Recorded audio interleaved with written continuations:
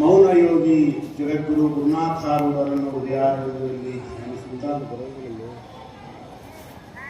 ಯಾವ ಶ್ರಾವಣ ಶಿವರಾತ್ರಿಯ ನಿಮಿತ್ತವಾಗಿ ಹಮ್ಮಿಕೊಂಡಿರ್ತಕ್ಕಂಥ ಮೊದಲನೇ ದಿವಸದ ಈ ಪ್ರವಚನ ಕಾರ್ಯಕ್ರಮದ ದಿವ್ಯ ಸನ್ನಿಧಾನ ಸ್ಥಾನವನ್ನು ವಹಿಸಿರುವ ಪರಮ ಪೂಜ್ಯರು ಶ್ರೋತ್ರಿಯ ಬ್ರಹ್ಮನಿಷ್ಠರು ಮುಮುಕ್ಷುಗಳ ಹಿತಚಿಂತಕರು ಅಸ್ಮದ್ಗುರು ಸದ್ಗುರು ಅಪ್ಪಾಜಿಯವರ ಚರಣಾರವಿಂದಗಳಲ್ಲಿ ದಂಡವತ್ ಪ್ರಣಾಮಗಳನ್ನು ಸಮರ್ಪಿಸಿ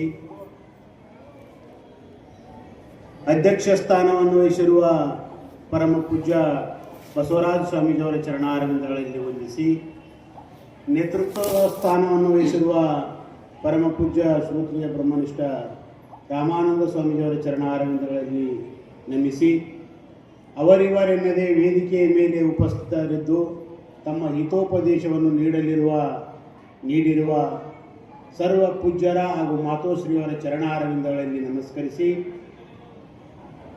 ಈ ಪುಣ್ಯಮಯ ಕಾರ್ಯಕ್ರಮದಲ್ಲಿ ಭಾಗಿಗಳಾಗಿರುವ ತಮ್ಮೆಲ್ಲರಿಗೂ ಕೂಡ ವಂದನೆಗಳನ್ನು ತಿಳಿಸುತ್ತಾ ಯಾವ ಟ್ರಸ್ಟ್ ಕಮಿಟಿಯ ಚೇರ್ಮನ್ನರನ್ನೇ ಮೊದಲು ಮಾಡಿಕೊಂಡು ಸರ್ವ ಧರ್ಮದರ್ಶಿಗಳಿಗೂ ಕೂಡ ಶರಣಾರ್ಥಿಗಳನ್ನು ತಿಳಿಸುತ್ತಾ ಇವತ್ತಿನ ದಿವಸ ಲೋಕಹಿತ ಚಿಂತಕರಾಗಿರುವ ಶ್ರೀಮನ್ ನಿಜಗುಣ ಶಿವಯೋಗಿಗಳಿಂದ ವಿರಚಿತವಾಗಿರುವ ಕೈವಲ್ಯ ಪದ್ಧತಿ ಎಂಬ ಗ್ರಂಥದ ಮೊದಲನೇ ಸ್ಥಳವಾಗಿರುವ ಶಿವಕಾರುಣ್ಯ ಸ್ಥಳದ 11ನೆಯ ಪದ್ಯದ ಒಂದು ಚರಣ ಅನುಪಮಾಚಲ ಭಕ್ತಿ ಭಾವಾನುಕೂಲನೆ ಶಂಭುಲಿಂಗ ಅಂತಕ್ಕಂಥ ವಿಷಯವನ್ನು ಕುರಿತು ಮಹಾತ್ಮರೆಲ್ಲರೂ ಬಹು ಸುಂದರವಾಗಿ ತಿಳಿಯಪಡಿಸ್ತಾ ಬಂದರು.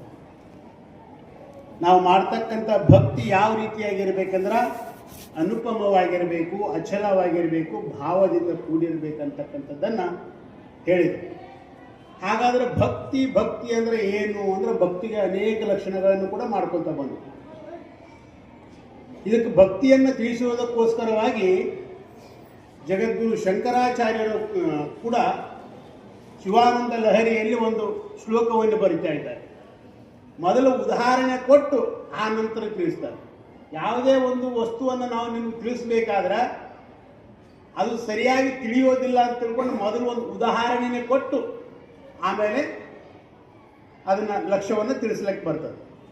ಅವರು ಒಂದು ಶ್ಲೋಕ ಬರೀತಾರ, ಅಂಕೋಲಂ ನಿಜ ಬೀಜ ಸಂತತಿ ಅಯಸ್ಕಾಂತೋ ಫಲಂ ಸೂಚಿಕ ಸಾಧ್ವಿ ನೈಜ ವಿಭುಂ ಲತಾಕ್ಷಿತಿರುಹಂ ಸಿಂಧೂ ಸರಿದ್ವಲ್ಲಭಂ ಯಥಾ ಪ್ರಾಪ್ನೋತೀಹ ತಥಾ ಪಶುಪತೆ ಪಾದಾರವಿಂದದ್ವಯಂ ಚೇತೋ ವೃತ್ತಿ ರೂಪೇತ್ಯ ತಿಷ್ಠತೆ ಸದಾ ಸಾ ಭಕ್ತಿ ನಿತ್ಯುಚ್ಛತೆ ಅಂತೇಳಿ ದೊಡ್ಡ ಒಂದು ಶ್ಲೋಕವನ್ನೇ ಹೇಳಿದ್ದಾರೆ. ಉದಾಹರಣೆಯನ್ನು ಕೊಡ್ತಾರೆ. ಅಂಕೋಲಂ ನಿಜ ಬೀಜ ಸಂತತಿ, ಮೊದಲನೇ ದೃಷ್ಟಾಂತ ಏನಂದ್ರೆ ಒಂದು ಅಂಕೋಲ ಅಂತಕ್ಕಂಥ ಮರ ಐತಂತ, ಅದಕ್ಕೆ ಅದರ ಬೀಜ ಬಂದು ಬಡ್ಡಿಗೆ ಅಂಟ್ಕೋತೈತಂತ. ಅದು ನಾವು ನೋಡಿಲ್ಲ, ನೀವು ನೋಡಿಲ್ಲ. ಯಾಕೆ ದೃಷ್ಟಾಂತ ಯಾವುದು ಕೊಡ್ಬೇಕಂದ್ರೆ ಉಭಯ ಪಕ್ಷ ಸಮ್ಮತೋ ದೃಷ್ಟಾಂತ ಅಂತ ಹೇಳ್ತಾರೆ. ಹೇಳುವವರಿಗೂ ಹೌದು ಅನಿಸ್ಬೇಕು, ಕೇಳುವವರಿಗೂ ಅದು ಹೌದು ಅನಿಸ್ಬೇಕು. ಅದಕ್ಕೆ ದೃಷ್ಟಾಂತ ಅಂತಾರೆ. ಅದು ಮೊದಲನೇ ದೃಷ್ಟಾಂತ ನಮಗೂ ಗೊತ್ತಿಲ್ಲ, ನಿಮಗೂ ಗೊತ್ತಿಲ್ಲ. ಎರಡನೇ ಅಯಸ್ಕಾಂತೋ ಫಲಂ ಸೂಚಿಕ, ಸೂಜಿಗಲ್ಲ ಅಂತೀವಲ್ಲ ನಾವು. ಆ ಸೂಜಿಗಲ್ಲಿನ ಮುಂದೆ ಸೂಜಿ ಆಗಲಿ ಅಥವಾ ಕಬ್ಬಿಣದ ವಸ್ತುಗಳನ್ನು ಹಿಡಿದ್ರೆ ಅದೇನು ಮಾಡ್ತೈತ್ರಿ, ಅದು ತನ್ನ ಕಡೆಗೆ ಆಕರ್ಷಣೆ ಮಾಡ್ತದೆ, ಎಳ್ಕೊಳ್ತದೆ. ಹಂಗ ನಮ್ಮ ಮನಸ್ಸು ಅಂತಕ್ಕಂಥದ್ದು ಪರಮಾತ್ಮನ ಕಡೆಗೆ ಎಳೆಯಬೇಕು, ಆಕರ್ಷಣೆ ಮಾಡಬೇಕು. ಮತ್ತು ಸಾಧ್ವಿ ನೈಜ ವಿಭೂಮ್ ಅಂತ ಹೇಳ್ತಾರೆ. ಅಂದ್ರೆ ಅಲ್ಲಿ ಒಬ್ಬ ಪತಿವ್ರತೆ ಸ್ತ್ರೀ ತನ್ನ ಪತಿಯನ್ನ ಕುರಿತು ಆಸಕ್ತರಾಗಿರುವಂತೆ. ಮತ್ತು ಲತಾಕ್ಷಿತಿರುಹಂ ಅಂತ ಹೇಳಿದಾರೆ. ಲತಾ ಅಂದ್ರೆ ಬಳ್ಳಿ. ಈಗ ಮನೆ ಮುಂದೆ ಬಳ್ಳಿ ಹಚ್ತಿರ್ತೀರಿ ನೀವು, ಅವಾಗ ಏನು ಮಾಡ್ತೀರಿ, ಆ ಬಳ್ಳಿಗೆ ಒಂದು ಕಟ್ಟಿಗೆ ಹಾಕ್ತಾರೆ, ಬಡಿ. ಯಾಕೆ ಅದನ್ನು ಬಡಿಗೆಯನ್ನು ಹಿಡಿದು ಕಟ್ಟಿಗೆಯನ್ನು ಹಿಡಿದು ಮೇಲೆ ಹಬ್ಬದ ಬಳ್ಳಿ ಅಂಗ ಅಂತ. ಅಂಗ ಪರಮಾತ್ಮನನ್ನು ಕುರಿತು ನಮ್ಮ ಮನಸ್ಸು ಅಂತಕ್ಕಂಥದ್ದು ಪರಮಾತ್ಮನನ್ನು ಸದಾ ಚಿಂತನೆ ಮಾಡ್ತಾ ಇರಬೇಕು. ಚೇತೋ ವೃತ್ತಿ ಉಪೇತ್ಯ ತಿಷ್ಠತಿ ಸದಾ ಸಾ ಭಕ್ತಿ ಇರ್ತಿತ್ತು. ಇಂಥದಕ್ಕೆ ಭಕ್ತಿ ಅನ್ಬೇಕು ಅಂತೇಳಿ ಆಚಾರ್ಯರು ಲಕ್ಷಣ ಬರ್ಕೊಂಡ್ಬಂತಾರೆ. ನಮ್ಮ ಮನಸ್ಸು ಅಂತಕ್ಕಂಥದ್ದು ಪರಮಾತ್ಮನನ್ನು ಕುರಿತು ಎಳಿಬೇಕು, ಆಕರ್ಷಣೆ ಮಾಡಬೇಕು, ಇಂತಹ ಭಕ್ತಿ. ಆಮೇಲೆ ಅದಕ್ಕೆ ಉದಾಹರಣೆಯನ್ನು ಇಲ್ಲಿ ವಿಶೇಷಣೆಗಳನ್ನು ಕೊಟ್ಟು ಹೇಳ್ತಾ ಇದ್ದಾರೆ. ಇಲ್ಲಿ ಆ ಭಕ್ತಿ ಯಾವ ರೀತಿಯಾಗಿರಬೇಕು, ಅನುಪಮವಾಗಿರಬೇಕು. ಅನುಪಮ ಅಂದ್ರೆ ಅದಕ್ಕೆ ಉಪಮ ಕೊಡ್ಲಿಕ್ಕೆ ಬರಬಾರದಂತ. ಹೆಂಗಪ್ಪ ಅದು ಹೆಂಗೆ ಉಪಮಾ ಕೊಡಕ್ಕೆ ಬರುವುದಿಲ್ಲ ಅಂದ್ರೆ ಒಂದು ಶ್ಲೋಕದಲ್ಲಿ ಸುಭಾಷಿತಕಾರ ಹೇಳ್ತಾನ, ಗಗನಂ ಗಗನಾಕಾರಂ ಸಾಗರ ಸಾಗರೋಪಮಃ. ಏನ್ ಹೇಳ್ತಾ ಇದ್ದಾನ? ಗಗನಂ ಗಗನಾಕಾರಂ ಸಾಗರ ಸಾಗರೋಪಮಃ. ರಾಮ ರಾವಣ ಯೋರ್ ಯುದ್ಧಂ ರಾಮ ರಾವಣ ಯೋರಿವ. ಅಲ್ಲಿ ಕೂಡ ಹೇಳ್ತಾ ಇದ್ದಾರೆ. ಈಗ ಮೊದಲನೇದು ಹೇಳ್ತಾರಲ್ಲ ಗಗನಂ, ಗಗನ ಅಂದ್ರೆ ಆಕಾಶ. ಆಕಾಶ ಹೆಂಗೈತಪ್ಪ ಅಂತ ಹೇಳಿದ್ರೆ ಆಕಾಶದಂತೆ ಮತ್ತೊಂದು ವಸ್ತುವಿನ ಉದಾಹರಣೆ ಕೊಡ್ಲಿಕ್ಕೆ ಬರ್ತದೆ ನಮ್ಗೆ? ಇಲ್ಲ. ನಮ್ಮ ಮನೆಯೊಳಗಿನ ಬಯಲಿನಂತೆ ಐತನಕ್ಕೆ ಬರ್ತದೆ? ಇಲ್ಲ, ಆಕಾಶನೇ ಐತಿ. ಅದಕ್ಕೆ ಆಕಾಶಕ್ಕೆ ಮತ್ತೊಂದು ಉದಾಹರಣೆ ಕೊಡಕ್ಕೆ ಬರಂಗಿಲ್ಲ. ಆಕಾಶದಂತೆ ಇದೈತಿ ಅನ್ನಕ್ಕೆ, ಇದರಂತೆ ಆಕಾಶ ಐತಿ ಅನ್ನಕ ಆಕಾಶಕ್ಕೆ ಉಪಮಾ ಕೊಡ್ಲಿಕ್ಕೆ ಬರೋದಿಲ್ಲ. ಗಗನಂ ಗಗನಾಕಾರ, ಆಕಾಶ ಅಂದ್ರೆ ಅದು ಆಕಾಶನೇ, ಆಕಾಶದಂತೆನೇ ಆಕಾಶ. ಮತ್ತೊಂದು ಉದಾಹರಣೆ ಕೊಟ್ಟು ಆಕಾಶವನ್ನು ತಿಳಿಸ್ಲಿಕ್ಕೆ ಬರೋದಿಲ್ಲ. ಸಾಗರ ಸಾಗರೋಪಮ. ಸಾಗರ ಹೆಂಗೈತಪ್ಪ? ಸಾಗರ ಅಂದ್ರೆ ಸಮುದ್ರ. ಹೆಂಗೈತಂದ್ರೆ ನಮ್ಮ ಇರ್ತಕ್ಕಂಥ ಕೃಷ್ಣಾ ನದಿಗೆ ಐತಿ ಅಂತ ಉಪಮಾ ಕೊಡಕ್ಕೆ ಬರ್ತದೆ? ನದಿಗೆ ಉಪಮಾ ಕೊಡಕ್ಕೆ ಬರಂಗಿಲ್ಲ. ಸಾಗರಕ್ಕೆ ಸಾಗರನೇ ಉಪಮಾನೆ, ಅದರಂತೆ ಉಪಮಾ ಮತ್ತೊಂದು ಇಲ್ಲ. ಸಾಗರ ಸಾಗರೋಪಮ.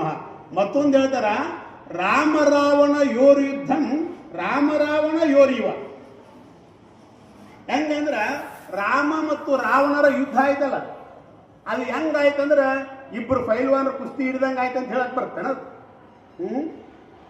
ರಾಮ ರಾವಣ ಇವರು ಯುದ್ಧ ಅಂದ್ರೆ ಅವರಿಬ್ಬರು ಯುದ್ಧ ಹೆಂಗಾಯ್ತಂದ್ರ ಅವರಂಗನೇ ಆಯ್ತು. ರಾಮ ರಾವಣರ ಯುದ್ಧದಂತೆಯೇ ಆಯ್ತು ಅನ್ಬೇಕು, ಬೇರೆ ಒಂದು ಉದಾಹರಣೆ ಕೊಡ್ಲಿಕ್ಕೆ ಬರೋದೇ ಇಲ್ಲ. ಹಂಗ ಇಲ್ಲಿ ಅನುಪಮ ಅಂತ ಹೇಳಿದ್ರೆ ಉಪಮಾ ಕೊಡ್ಲಿಕ್ಕೆ ಬರೋದಿಲ್ಲ. ಅಂದ್ರೆ ಈ ರೀತಿಯಾಗಿ ಅನುಪಮವಾಗಿರ್ಬೇಕು ನಮ್ಮ ಭಕ್ತಿ ಅಂತ ಹೇಳ್ತಾರೆ. ಆದ್ದರಿಂದ ಅನುಪಮ ಅಚಲ. ಪರಮಾತ್ಮ ನಮ್ಮನ್ನ ಪರೀಕ್ಷೆ ಮಾಡ್ತಾನೆ. ಪರಮಾತ್ಮನಲ್ಲಿ ನಾವು ಶ್ರದ್ಧಾ ಭಕ್ತಿ ಇಟ್ಟು ಅವನ ಭಕ್ತಿ ಮಾಡ್ಲಿಕ್ಕೆ ಶುರು ಮಾಡಿದ್ವಿ ಅಂದ್ರೆ ಮೊದಲು ಪರೀಕ್ಷೆ ಮಾಡ್ತಾನೆ. ಹೆಂಗ ಅಕ್ಕ ಸಾಲಿಗ ಬಂಗಾರವನ್ನು ಪರೀಕ್ಷೆ ಮಾಡ್ತಾನ. ಯಥಾ ಚತುರ್ಭಿ ಕನಕಂ ಪರೀಕ್ಷತೆ ತಥಾ ಚತುರ್ಭಿ ಪುರುಷ ಪರೀಕ್ಷತೆ ಅಂತ ಹೇಳ್ತಾ ಇದ್ದಾರೆ. ಬಂಗಾರವನ್ನು ಪರೀಕ್ಷೆ ಮಾಡಿ ನೀವೊಂದು ಯಾವುದೋ ಒಂದು ವಸ್ತು ತಗೊಂಡೋಗ್ರಿ, ಇದು ಬಂಗಾರದ ಐತ್ರಿ ನೋಡ್ರಿ ತಗೋರಿ ಅಂತ ಅಕ್ಕ ಸಾಲಿಗಿನಲ್ಲಿ ಹೋದ್ರ ಅವನು ಆಯ್ತು ಅಂತೇಳಿ ರೊಕ್ಕ ಎನಿಸ್ಕೊಡ್ತಾನ ನಿಮ್ಗೆ? 4 ಪ್ರಕಾರದಿಂದ ಅದ್ರ ಪರೀಕ್ಷೆ ಮಾಡ್ತಾನಂತ ಮೊದಲು ಅವನು. ಯಾವ ರೀತಿ ಅಂದ್ರೆ ನಿಘರ್ಷಣ, ಛೇದನ, ತಾಪತಾಡನೈಹಿ ಅಂತ ಹೇಳಿದ್ರೆ 4 ಪ್ರಕಾರದಿಂದ ಪರೀಕ್ಷೆಗೊಳಪಡಿಸ್ತಾನ. ಮೊದಲು ಅದನ್ನು ತಿಕ್ಕಿ ನೋಡ್ತಾನ, ಕತ್ತರಿಸಿ ನೋಡ್ತಾನ, ಆಮೇಲೆ ಬೆಂಕಿಯೊಳಗೆ ಹಾಕಿ ನೋಡ್ತಾನ, ಬಡಿದು ನೋಡ್ತಾನ. ಹಿಂಗ 4 ಪ್ರಕಾರದಿಂದ ಬಂಗಾರವನ್ನು ಪರೀಕ್ಷೆ ಮಾಡಿ ಇದು ಶುದ್ಧವಾಗಿರ್ತಕ್ಕಂಥ ಬಂಗಾರ ಅಂತೇಳಿ ಬಂಗಾರಕ್ಕಿರ್ತಕ್ಕಂಥ ಬೆಲೆಯನ್ನು ಅವನು ಅವಾಗ ನಮ್ಗೆ ಕೊಡ್ತಾನ. ಹಂಗ ಪರಮಾತ್ಮನಲ್ಲಿ ನಾವು ಭಕ್ತಿ ಮಾಡಕತ್ತಿದ್ವಿ ಅಂದ್ರೆ ಇವನು ನನ್ನಲ್ಲಿ ಎಷ್ಟರ ಮಟ್ಟಿಗೆ ಭಕ್ತಿ ಮಾಡ್ತಾ ಇದ್ದಾನೆ, ಇವನು ನಿಜವಾದ ಭಕ್ತ ಹೌದೋ ಅಲ್ಲ ಅಂತೇಳಿ ಅಲ್ಲಿ ಕೂಡ ಪರಮಾತ್ಮ ಪರೀಕ್ಷೆ ಮಾಡ್ತಾನಂತ 4 ರೀತಿಯಿಂದ. ಅಲ್ಲಿ ಹೇಳ್ತಾರ, ತ್ಯಾಗೇನ ಶೀಲೇನ ಗುಣೇನ ಕರ್ಮಣ ಅಂತೇಳಿ ತಿಳ್ಕೊಂಡ್ಬಂದಿದ್ದಾರೆ. ಯಾವ ರೀತಿಯಾಗಿ ಪರೀಕ್ಷೆ ಮಾಡ್ತಾನೆ ಅಲ್ಲಿ ಪರಮಾತ್ಮ? ತ್ಯಾಗೇನ ಶೀಲೇನ ಗುಣೇನ ಕರ್ಮಣ. ಅಲ್ಲಿ ಇವನಲ್ಲಿ ತ್ಯಾಗ ಬುದ್ಧಿ ಆಯ್ತೋ ಇಲ್ಲೋ ಅದರಿಂದ ಪರೀಕ್ಷೆ ಮಾಡ್ತಾನ. ಆಮೇಲೆ ಶೀಲೇನ ಇವನು ಚಾರಿತ್ರ್ಯವಂತ ಅದಾನೋ ಇಲ್ಲ, ಇವನ ನಡವಳಿಕೆ ಯಾವ ರೀತಿಯಾಗೈತಿ. ಗುಣೇನ ಇವನು ಸದ್ಗುಣಿ ಅದಾನೋ ಇಲ್ಲೋ. ಆಮೇಲೆ ಕರ್ಮಣ ಇವನು ಮಾಡ್ತಕ್ಕಂಥ ಕರ್ಮಗಳು ಯಾವ ರೀತಿ ಇದಾವು, ಸತ್ಕರ್ಮದಲ್ಲಿ ಅದನ್ನು ಏನು ದುಷ್ಕರ್ಮ ಮಾಡ್ತಾನೋ ಅಂತೇಳಿ ಹಿಂಗ ಪರಮಾತ್ಮ 4 ಪ್ರಕಾರದಿಂದ ನಮ್ಮನ್ನ ಪರೀಕ್ಷೆ ಮಾಡಿ ಕಷ್ಟಕ್ಕೊಳಪಡಿಸ್ತಾನಂತ. ಅವಾಗ ನಾವೇನು ಮಾಡ್ತೀವಿ ಅಂದ್ರೆ ಪರೀಕ್ಷೆಗೆ ಪರಮಾತ್ಮ ಕಷ್ಟಗಳನ್ನು ಕೊಟ್ಟಾಗ ನಾವು ಹೆದರಿ ಬಿಡ್ತೀವಿ. ಇದೇನಪ್ಪ ಪರಮಾತ್ಮ ಭಕ್ತಿ ಮಾಡಿದ್ರೆ ಹಿಂಗೈತೆ ಗಾಡ್ ಬಿಡತ್ತೆ ನಾವು ಬಿಟ್ಟು ಬಿಡ್ತೀವಿ. ಬೇಡ ಈ ದೇವ್ರ ಬಿಟ್ಟು ಬೇರೆ ದೇವ್ರಿಗೆ ಹೋಗ್ತಾ ಅಂತ ಹೇಳಿದ್ರಲ್ಲ, ಆ ರೀತಿಯಾಗಿ ನಾವು ಮತ್ತೆ ದೇವರನ್ನ ಬದಲಿ ಮಾಡ್ತೀವಿ. ಅಲ್ಲಿ ಅಚಲ ಅಂತಕ್ಕಂಥದ್ದು ಉಳಿಯೋದಿಲ್ಲ, ಚಲನವಾಗಿ ಬಿಡ್ತದೆ ಅಲ್ಲಿ. ಆದ್ರೆ ಅಚಲವಾಗಿರ್ಬೇಕು ಅಂತ ಹೇಳ್ತಾರೆ. ನಮ್ಮ ಪರಮಾತ್ಮನಲ್ಲಿ ಇರ್ತಕ್ಕಂಥ ಶ್ರದ್ಧಾ ಭಕ್ತಿ ಅದು ಅಳಿಗಾಡಬಾರ್ದು.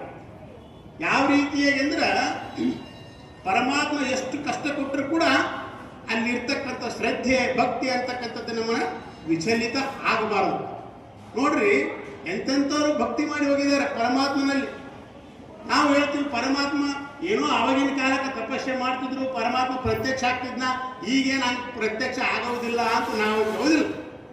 ಯಾರಿಗೂ ಪ್ರತ್ಯಕ್ಷ ಆಗಿಲ್ಲ. ಆದ್ರೆ ಹಿಂದಿಯಲ್ಲಿ ಹೇಳ್ತಾರ, ಕೋಯಿ ಕಹತಾ ಹೈ ಭಗವಾನ ಆತೇ ನೈ, ಪರಮಾತ್ಮ ಬರೋದಿಲ್ಲ ಅಂತ ಹೇಳ್ತಾರ.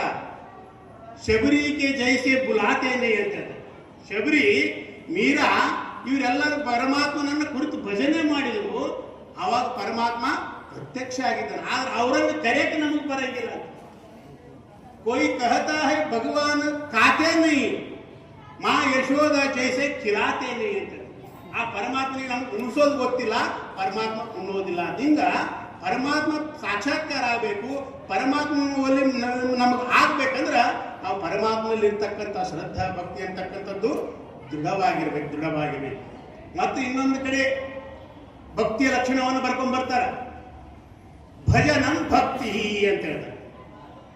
ಭಜನ ಅಂತಕ್ಕಂಥದ್ದು ಭಕ್ತಿ. ಇಲ್ಲಿ ಭಜನಕ್ಕೆ ಏನ್ ಮಾಡ್ತಾರೆ ಅಂದ್ರೆ ರಸ ಸ್ವಾದ ಅಂತ ಬರ್ತಾರೆ, ಅಂದ್ರೆ ರಸಲೇನ. ಈಗ ಭಜನೆ ಮಾಡ್ತೀವಲ್ಲ ನಾವು, ಸಿದ್ಧಾರೂಢ ಸದ್ಗುರು ತಂದೆ ಉದ್ಧಾರಾದವು ನಿಮ್ಮಿಂದ ಅಂತ ನಾವು ಭಜನೆ ಮಾಡ್ತಿರ್ತೀವಿ. ಬೇಡ, ನಿಜಗುಣದ ಒಂದು ಸ್ತುತಿ ಪ್ರಕಾರ ಹರನಾಮವನ್ನು ಬಿಡದೆ ಜಪಿಸಬಲ್ಲವರ ಅಂತೇಳಿ ಸ್ತುತಿ ಮಾಡ್ತಾ ಇರ್ತೀವಿ. ಅವಾಗ ಏನಾಗ್ತದೆ ಅಂದ್ರೆ ಭಜನಂ ಭಕ್ತಿ ಅಂದ್ರೆ ಆ ರೀತಿಯಾಗಿ ಹಾಡುಗಳನ್ನು ಹಾಡೋದ್ರಿಂದ, ಪರಮಾತ್ಮನ ನಾಮಸ್ಮರಣೆ ಮಾಡುವುದರಿಂದ ಆ ಸಮಯದಲ್ಲಿ ನಮಗೆ ಆನಂದ ಆಗ್ಬೇಕು, ಮನಸ್ಸಿಗೆ ಆನಂದ ಆಗಬೇಕು, ಸಂತೋಷ ಆಗಬೇಕು. ಅದಕ್ಕೆ ಭಜನ ಅಂತ, ಭಜನ ಭಕ್ತಿ ಅಂತ. ಅದನ್ನು ಬಿಟ್ಟು ಈ ಪರಮಾತ್ಮನ ಈ ಚರಿತ್ರೆ ನಡೆದಿರ್ತಾರೆ ಸಿದ್ಧಾರೂಢರು, ಕೇಳಕ್ ಕುಂತಿರ್ತೀರಿ, ಯಾವಾಗ ಬಿಡ್ತಾರೋ ಮಾರ ಇನ್ನ ಬಿಡೋರು ಅಂತಂದ್ರೆ ಮನಸ್ಸೊಂದು ಕಡೆಗೆ ನಾವು ಸುಮ್ಮ ತೋರಿಕೆಗೆ ಕೇಳೋದ್ರಲ್ಲಿ ಅದು ಭಜನ ಅಂತ ಹೇಳಿಸ್ಬೋದು. ಭಜನ ಭಕ್ತಿ ಅಂದ್ರೆ ಆ ಪರಮಾತ್ಮನ ನಾಮಸ್ಮರಣೆ, ಕೀರ್ತನೆ, ಸಂಕೀರ್ತನವನ್ನು ಮಾಡುವಾಗ ನಮ್ಮ ಮನಸ್ಸು ಆನಂದದಲ್ಲಿರಬೇಕು. ರಸ ಲೀನ ಅಂತಾರೆ ಭಜನಂ ಭಕ್ತಿ. ಮತ್ತೆರಡು ಭಾಗೋ ಭಕ್ತಿ. ಭಾಗೋ ಭಕ್ತಿ ಅಂದ್ರೆ ನಾನು ಪರಮಾತ್ಮನ ಅಂಶದಿದ್ದೇನೆ ಅಂತೇಳಿ ಪರಮಾತ್ಮನಲ್ಲಿ ಭಕ್ತಿಯನ್ನು ಮಾಡಬೇಕು, ಶ್ರದ್ಧಾ ವಿಶ್ವಾಸವನ್ನು ಇಡಬೇಕು.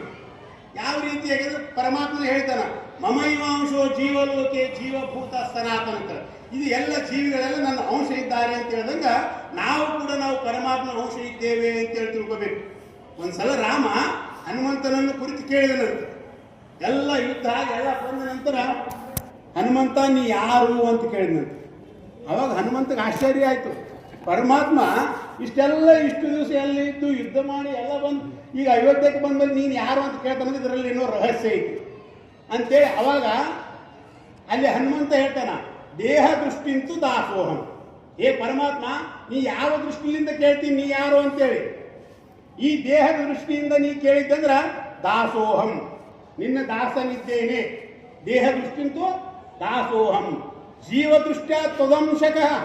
ಒಂದು ವೇಳೆ ನೀನು ಜೀವನ ದೃಷ್ಟಿಯಿಂದ ನೀನು ಯಾರು ಅಂತ ಕೇಳಿದ್ರೆ ಅಂದ್ರೆ ನಿನ್ನ ಔಷಧಿನಿ ನಾನು ಅಂತ ಹೇಳ್ತಾನೆ ಹನುಮಂತ. ಹಂಗ ಭಾಗೋ ಭಕ್ತಿ ಅಂದ್ರೆ ನಾವು ಪರಮಾತ್ಮನ ಅಂಶವೇ ಇದ್ದೇವೆ ಅಂತ ತಿಳ್ಕೊಂಡು ಪರಮಾತ್ಮನಲ್ಲಿ ಪ್ರೀತಿ ಇಡೋದಕ್ಕೆ ಭಾಗೋ ಭಕ್ತಿ ಅಂತ ಹೇಳ್ತಾರೆ. ಕೊನೆಗೆ ಭಂಜನಂ ಭಕ್ತಿ. ಭಂಜನಂ ಭಕ್ತಿ ಅಂದ್ರೆ ನಾಶ ಮಾಡೋದು. ಏನ್ ನಾಶ ಮಾಡೋದು? ಇನ್ನೊಬ್ಬರ ನಾಶ ಮಾಡೋದಲ್ಲ.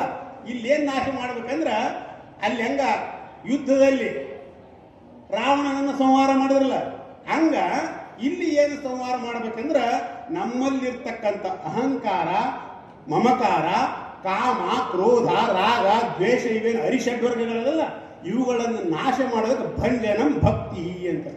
ನಾವು ಭಕ್ತಿ ಮಾಡಿದ್ರೆ ಇವುಗಳನ್ನು ನಮ್ಮಲ್ಲಿ ಉಳಿಬಾರ್ದವು, ಇವು ನಾಶವಾಗಬೇಕು.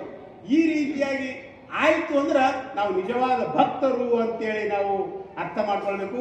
ಈ ರೀತಿಯಾಗಿ ಪರಮಾತ್ಮನಲ್ಲಿ ಅನುಪಮ ಅಚಲ ಭಕ್ತಿ ಭಾವಾನುಕೂಲನೇ ಶಂಭುಲಿಂಗ. ಆ ಪರಮಾತ್ಮ ಇಂಥ ಅನುಪಮವಾಗಿರ್ತಕ್ಕಂಥ ಅಚಲವಾಗಿರ್ತಕ್ಕಂಥ ಭಾವ ಇರ್ತಕ್ಕಂಥ ಭಕ್ತಿಗೆ ಭಗವಂತ ಒಲಿತನ. ಅಂತ ಭಕ್ತಿಯನ್ನು ಮಾಡಿ ನಮ್ಮ ಜನ್ಮವನ್ನು ಸಾರ್ಥಕ ಮಾಡಿಕೊಳ್ತಕ್ಕಂಥ ಸದ್ಬುದ್ಧಿಯನ್ನು ಸದ್ಗುರು ಸಿದ್ಧಾರೂಢ ನಮ್ಮಲ್ಲಿ ಕೊಡಲಿ ಅಂತ ನನ್ನ ಅರವಾಣಿಗಳ ಮಾತನ್ನು ಪೂಜ್ಯರಿಗೆ